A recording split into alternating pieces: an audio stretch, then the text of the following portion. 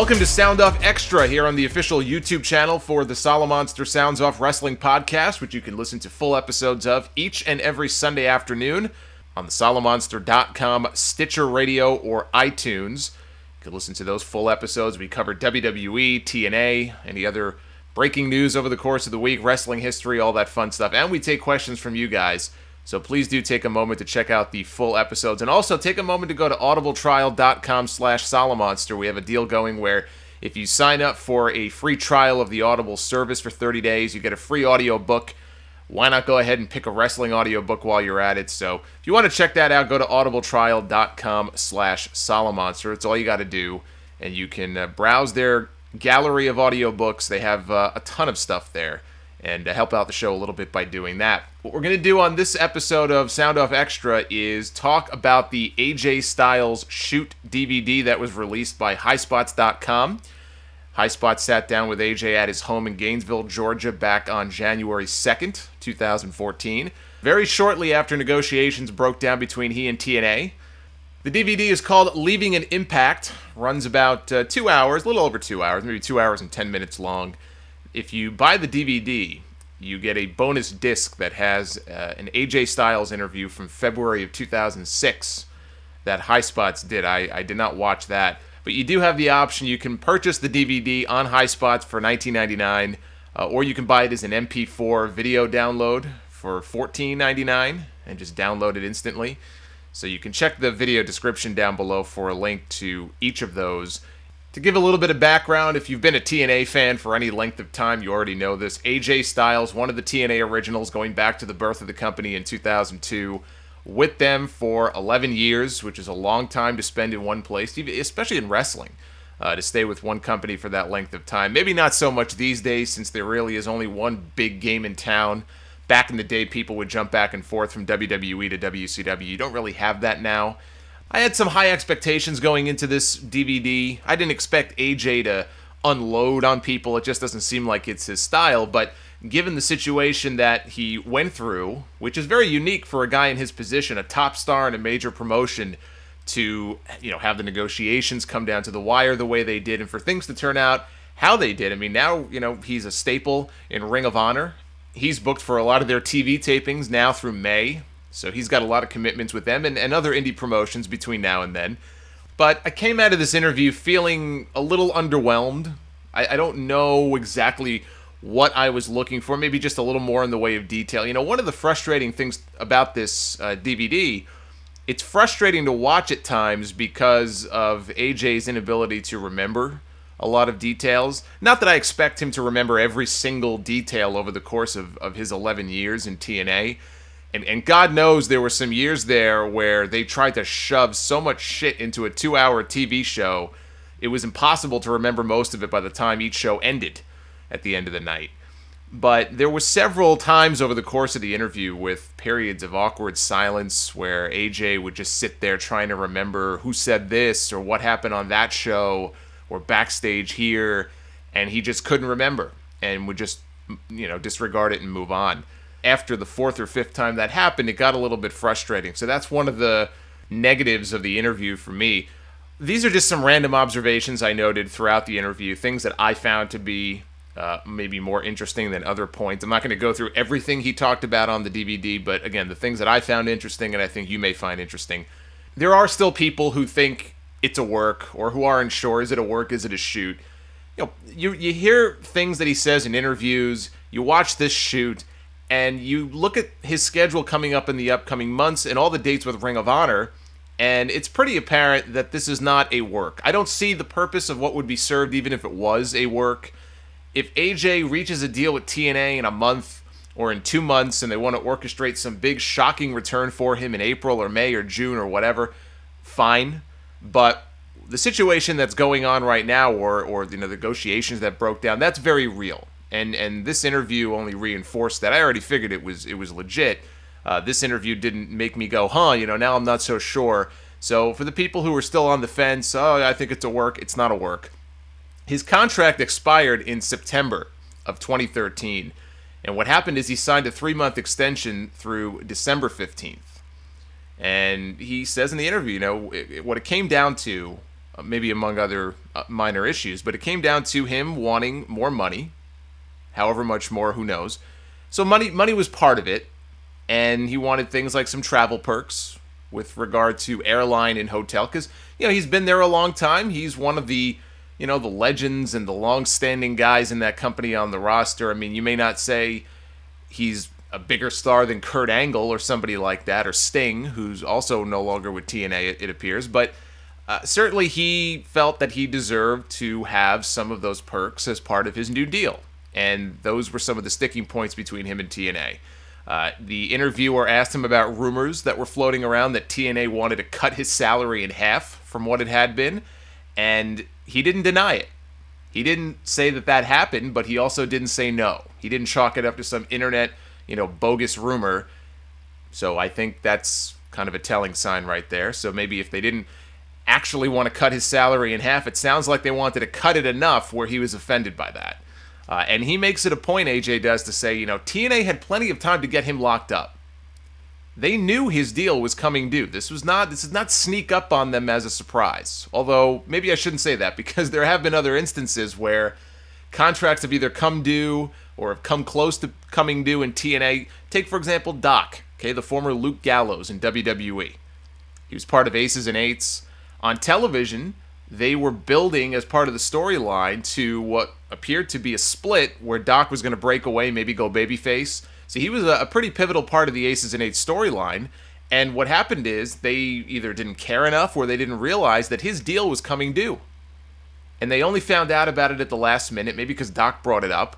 And they had they had some negotiations. It didn't work out, and they let the guy go. And there was never any resolution to his storyline on TV. He just disappeared.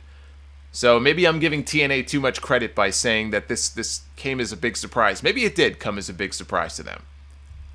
But if it did, they should have known that one of their biggest stars, his contract was coming up for expiration.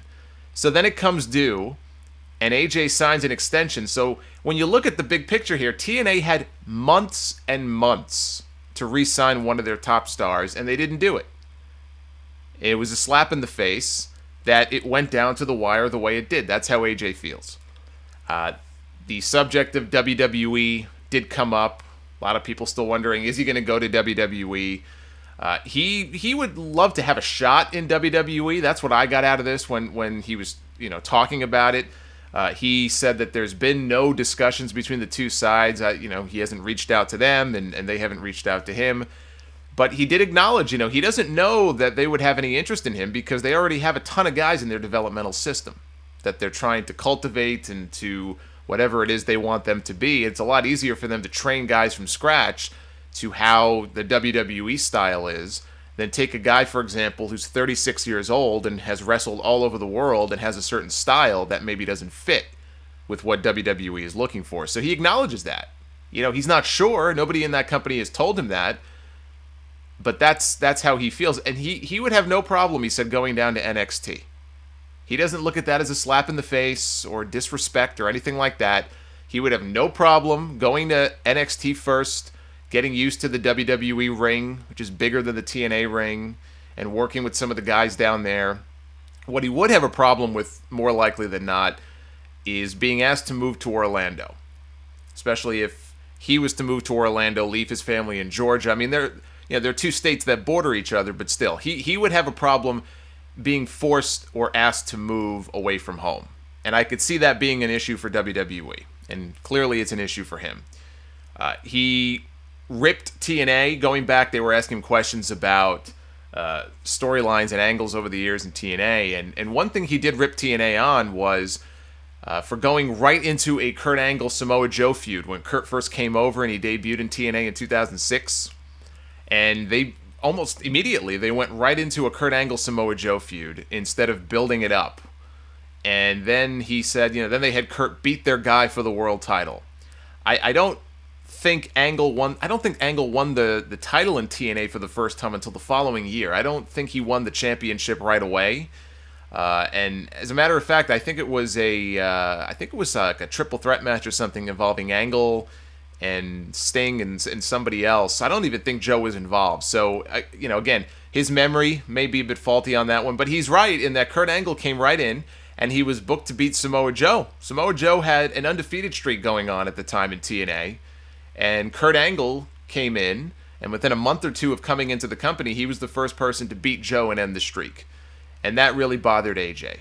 To have this guy from the other company come in and immediately beat one of your top guys makes if this is a top guy in TNA who's been undefeated for however many months, and one WWE guy, and granted Kurt's a big star, Olympic gold medalist, but still, one top guy from the other company comes in and beats your top guy, first match in or second match in, whatever it was, I can see why that would bother him. He had nothing but praise for Christian when Christian was in TNA. He did mention a story about Kurt Angle when Kurt came in, and just to go back to Angle for a second, and there were issues with Kurt at first, issues of him disrespecting some of the TNA talent. AJ talks about how when Kurt first came in, he would call Chris Sabin Pigpen. Why I don't know. I guess he just looked at him and said, okay, you're Pigpen. So there were issues like that at first. It became less of an issue over time. Kurt, realized the talent they had, and they all respect the hell out of Kurt now, but it wasn't that way when he first came in. He loved his Elevation X match with Rhino. They asked him about some of his favorite matches, and that one came to his mind. Rhino, it's funny, AJ was supposed to win that match, and the Elevation X match was basically a scaffold match. These guys were up on a scaffold wrestling. The only way to win is to knock your opponent off the scaffold. Very dangerous match. I hate scaffold matches. I think they're just unnecessarily dangerous, and they're boring. I mean, there is the element of, who's going to fall, but as far as an actual match, I've always thought that. I've always thought scaffold matches were just boring. They're dangerous for no reason. There's a reason that Jim Cornette, once fell from a scaffold and blew out his knee. And they haven't really done too many scaffold matches in like major companies in many, many years. I know they still do them from time to time at indie promotions. ECW did some of them. But so they're doing this Elevation X match. AJ is supposed to go over. And he says he was concerned because he feared that if Rhino was the one to take the bump off the scaffold, as big as Rhino is, he'd break his ankle or he'd break his leg. He'd get injured. So he volunteered to do it. So he took the bump, lost the match, and maybe saved Rhino a broken ankle. He loved the Fortune angle. He spoke very highly of that, even though he thought it was a mistake to have those guys wearing suits and riding in limousines. If you remember, the Fortune faction was AJ, Ric Flair was part of that, Beer Money, and it was almost like their carbon copy of the Four Horsemen, their attempt to recreate the Four Horsemen. It was an old school way of thinking, that these guys would wear suits and Rolexes and again would ride up in limousines and all that. And what AJ thinks is what they should have been doing is showing off their individual personalities. So, for example, Bobby Roode could show up in a sports car. And then meanwhile, James Storm could, he's the drinking redneck. He could show up in a big ass pickup truck wearing what you would expect somebody like James Storm would be wearing. And what James Storm would not be wearing is a suit. So I thought that was a very good point that he made. It's hard for people to connect with you if they think you're just playing dress up for the cameras. In WWE, I'll give you an example. Dave Bautista. Batista dresses for style, or at least, whatever he thinks is in style. That's debatable. So when he comes out wearing those tight clothes, it's not a stretch to think he probably wears stuff like that in real life, at least sometimes. CM Punk is on Raw most weeks, or he was on Raw, I should say, wearing a hoodie.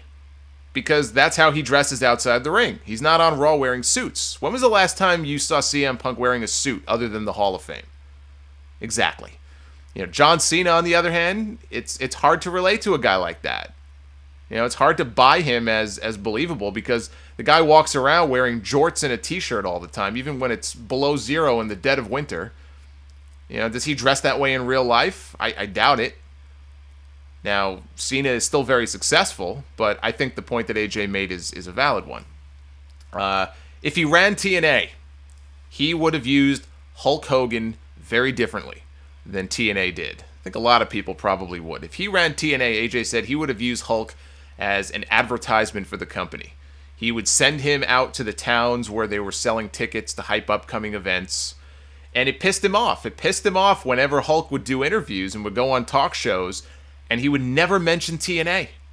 Or when he did, it was almost an afterthought. And in one of his quotes on the shoot, is, next time you're on a frickin' radio interview, say something about TNA. That's what he would have told him. And the problem is that nobody would stand up and take responsibility to tell Hogan, look, you need to be promoting the company. That's why we brought you in. That's why you're being paid so much money. To be an ambassador for the company and to help promote the company. It's similar to the deal with Ric Flair and his behavior.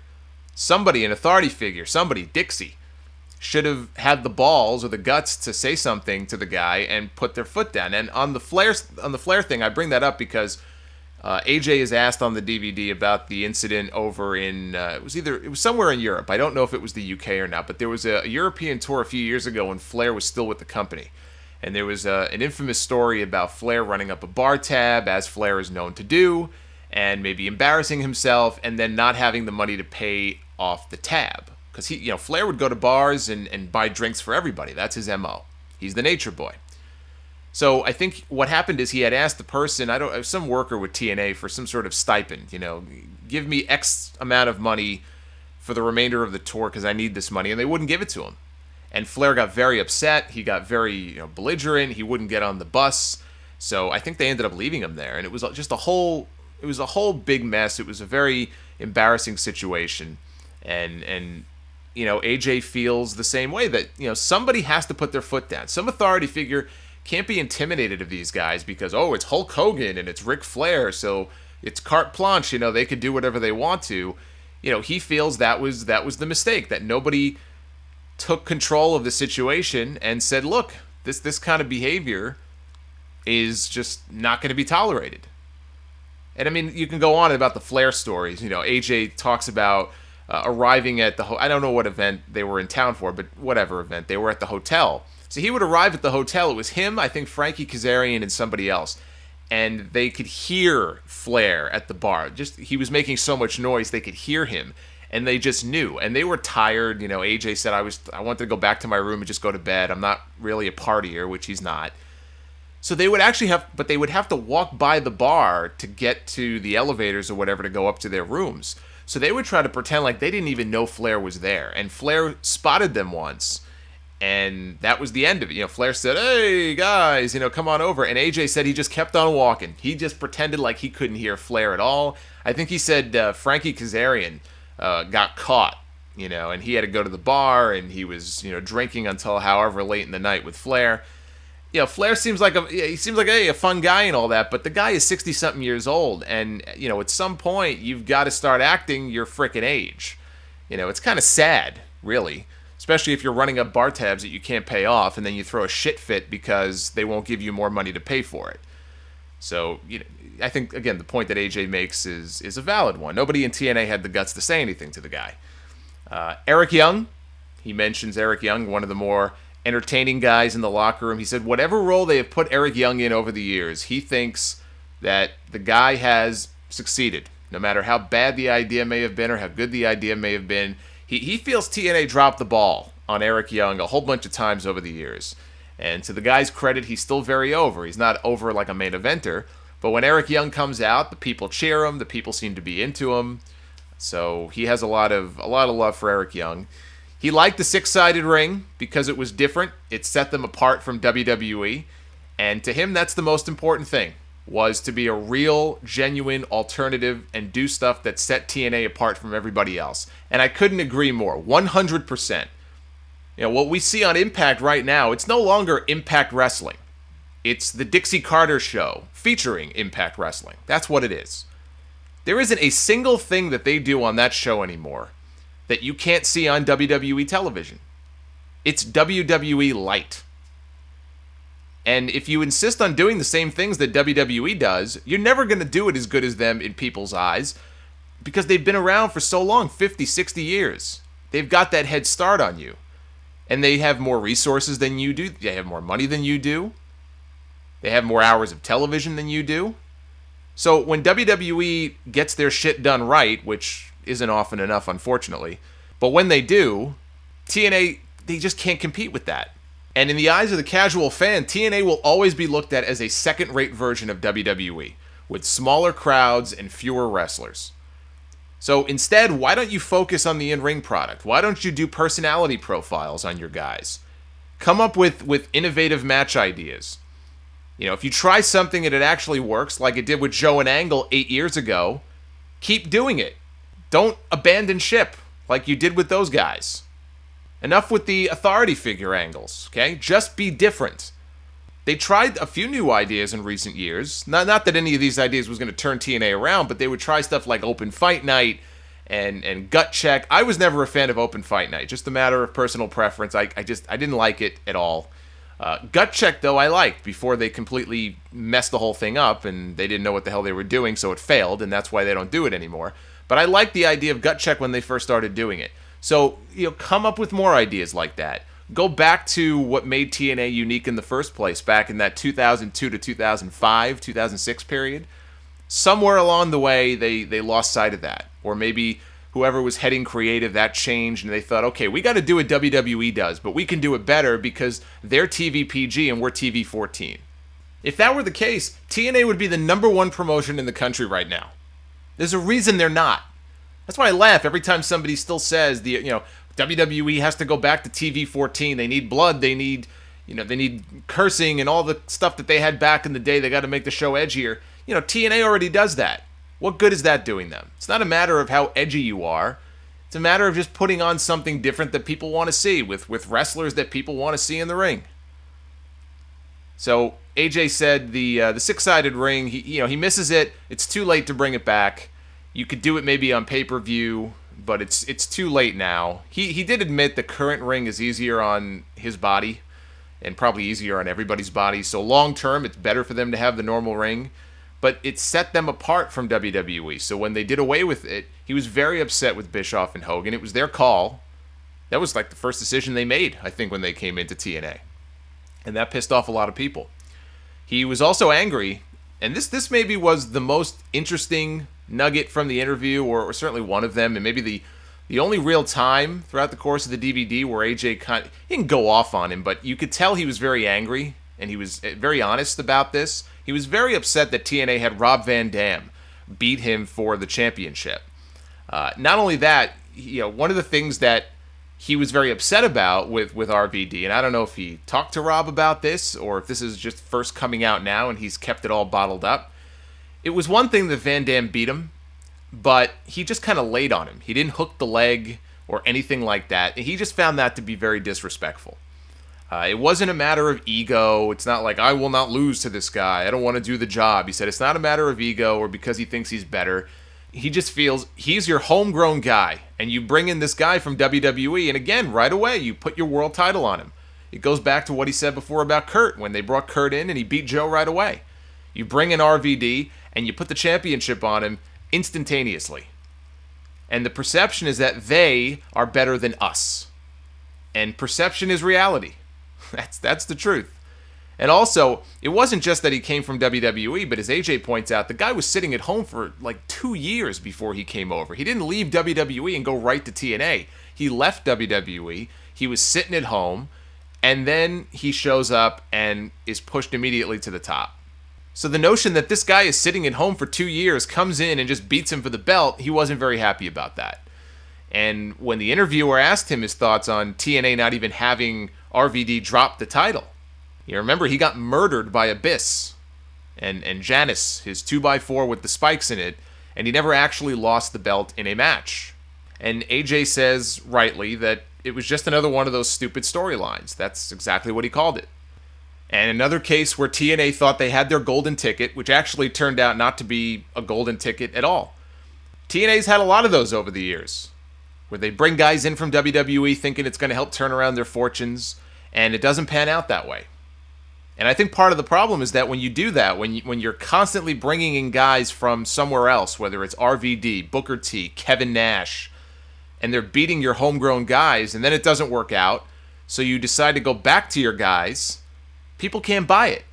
Because they know it's your second choice. These guys couldn't hang with the big boys. Well, now those big boys are gone, and you expect the audience to buy into these losers? That's how TNA positioned a lot of their talent over the years. As losers who can't hang. They're doing it right now with their own world champion, Magnus. They do nothing to help these guys.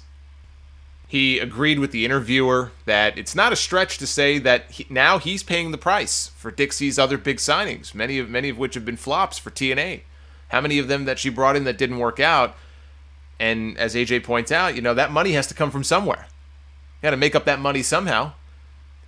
So all those people that they brought in and probably paid big money to, no wonder that they are in a position where they can't afford to pay AJ what he feels he deserves.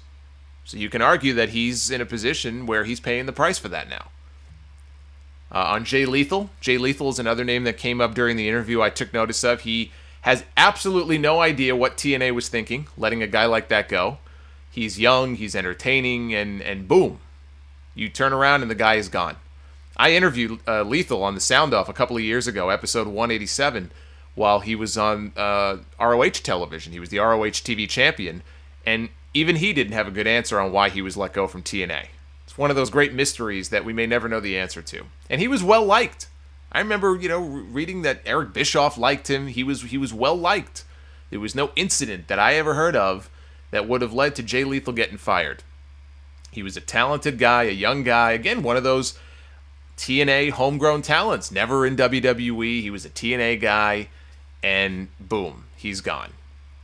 And that interview I did with Lethal, by the way, if you want to check that out, you can find that interview here on this channel if you go back and search through the videos. It was a couple of years ago. AJ thinks it's very hard to do a show at a place like Universal Studios every single week because you're in front of the same fans. A lot of times, fans who are only there to see wrestling, they don't follow the show week to week. Maybe they're visiting the theme park and they happen to be there when they're taping TNA and they take their family and they think, oh, okay, this will be fun. Let's go to a wrestling taping. And they have no concept of what's going on. So they don't know who to cheer. They don't know who to boo. And the only people they probably react to are the ex-WWE guys who they recognize from TV. So he says it's very difficult.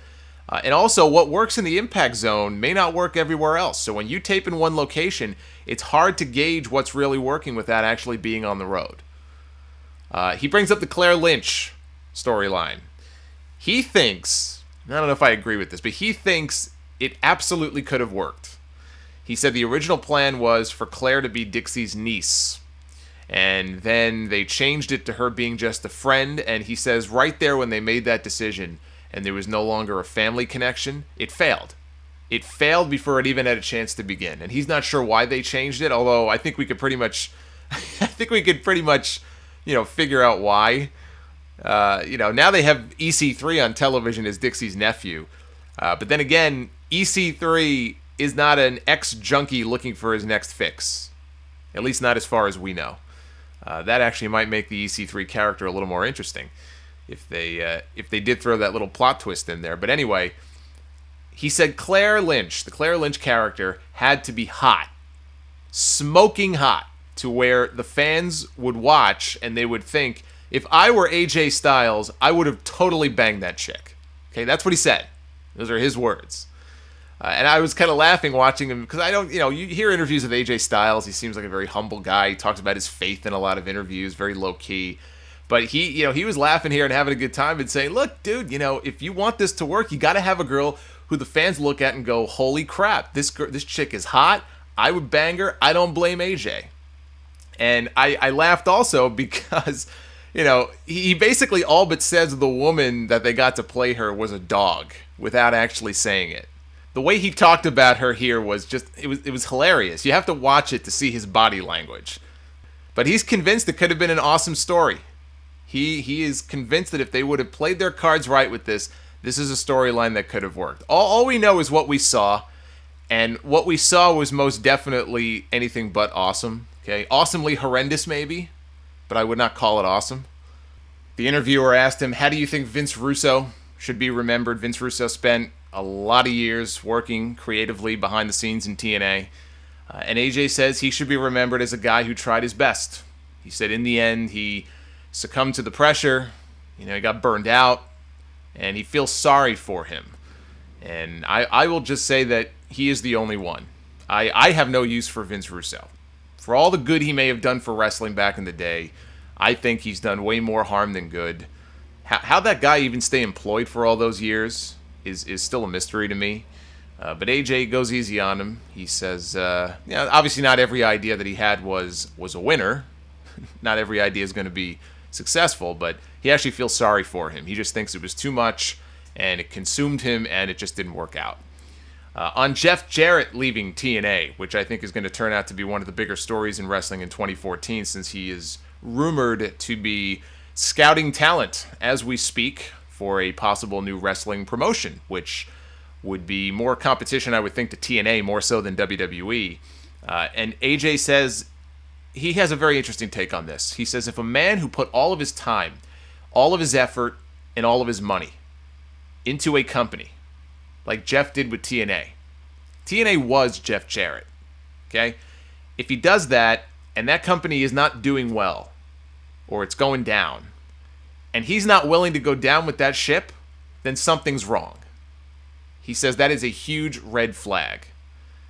And it would be fair to say through these negotiations that he saw Jarrett leave TNA, and that didn't make AJ think that he should jump right back into the TNA pool, so to speak. If anything, it made him think, you know what, maybe I should hold off a little bit here before I try so hard to go back. And he didn't say he was waiting to see how things are going to shake out with Jarrett, like maybe he would go to a Jeff Jarrett-owned promotion. Maybe he would. He seems to like Jeff. By all accounts, I guess they had a good relationship. I don't know how close he is with him, but he had, positive things to say about Jeff Jarrett. But that was a huge red flag when he heard that Jarrett had parted ways with the company. Because that's just something that, short of TNA going out of business, I don't think anybody ever expected that Jeff Jarrett would voluntarily step away. That was. I know he lost power over the years, but it sounded like maybe he was starting to get some of that back. But TNA was his baby. So that's like taking your own baby and just leaving it on the doorstep and saying, I'm out of here, and splitting. And you have to think that Jeff Jarrett loved that company every bit as much as AJ Styles did, and probably more. And if he resigned, what does that say about the state of TNA? He's got more of an inside scoop than AJ does. So what the hell must be going on there that he doesn't know? It's another good question. And finally, for all you gamers out there, you might find this interesting. AJ is also a very big gamer. He is a huge, huge fan of the old No Mercy game for N64, the WCW NWO video game, and whatever engine it was that they used for those games. He says the All Japan game, I guess All Japan Pro Wrestling had a video game many years ago that came out, which actually had New Japan guys in it, so I'm not quite sure how that worked. But there was an All Japan game, and to this day, that is his favorite wrestling video game. So whatever engine, I guess, was used to back those games, he's a big fan of it. I'm not as big of a gamer as AJ is. I still do remember, though, when I was younger, there was a game called Fire Pro Wrestling. I would only play it in the store. They had it on display. I didn't buy it, but I actually had a lot of fun playing that game. So I'm not sure if the same engine was behind that game. Those games were a lot of fun back then to play. So that was the real crux of the shoot. There were other topics that he covered, nothing of any great significance. Again, there was certain things he just couldn't remember. One other thing also on the DVD, it didn't really bother me, but it was very telling to hear him constantly correct himself to the point where he actually had a counter going. He was counting how many times he made the mistake of saying us or we in regard to TNA. And some people may look at that and go, "Oh, you see, he slipped up. It's a work. He's still with them." I look at it the way he looks at it. He was with them for so long. He's been with the company 11 years. It's hard to break that habit. You always think of yourself as part of them. Us, we. So he made that mistake about, 10 or 11 times probably throughout the interview, and each time he brought it up himself and would correct himself. So I would say if you watch a lot of shoot interviews, or if you're a really big AJ Styles fan, I think you'll enjoy this one. If you're looking for anything really salacious and controversial, if you're looking for one of those real shoot interviews where he shoots on everybody under the sun and he throws TNA under the bus, he makes a lot of valid points. I don't want to say he throws TNA under the bus, but he makes a lot of valid points. He does criticize TNA. He does have criticisms of Dixie and other people like that.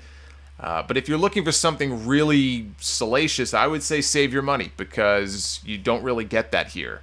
AJ chooses not to go down that road, which is smart. Why burn that bridge when there's always a chance you could end up back there at some point down the road? Or maybe he just doesn't remember enough to go back down that road. That also is very possible. So I hope you enjoyed the review. You can click the links down below in the description if you want to purchase the DVD or the MP4 video download, which would be instantaneous. You can just download it onto your computer or your mobile device. Check that out. Check out some of the other reviews we have up on this channel as well. If you go back, I have a review up for the Triple H Thy Kingdom Come DVD that came out a few months ago. Bob Holly's book, The Hardcore Truth, which is definitely worth a read. There's a lot of pay-per-view and show reviews up on this channel. I save a lot of that stuff for the full podcast, The Solomonster Sounds Off. Again, it goes up every weekend, typically on Sunday afternoons. You can find it on thesolomonster.com. They're all archived there. Stitcher Radio, we're streaming on there. You can subscribe in iTunes. We also have a free app in the Google Play Store for those of you with Android devices. Follow me on Twitter, @Solomonster. Give this video a like, anything on this channel you like. If you want me to review something, whether it's a DVD, a product, or whatever, I hope to do more of these in the future. I don't do enough of them as it is. But hopefully you got something out of it. And we'll be back soon with another Sound Off Extra. Please do check out the full episodes. Until next time, be well, stay safe, and we'll see you back here very soon. Take care, guys.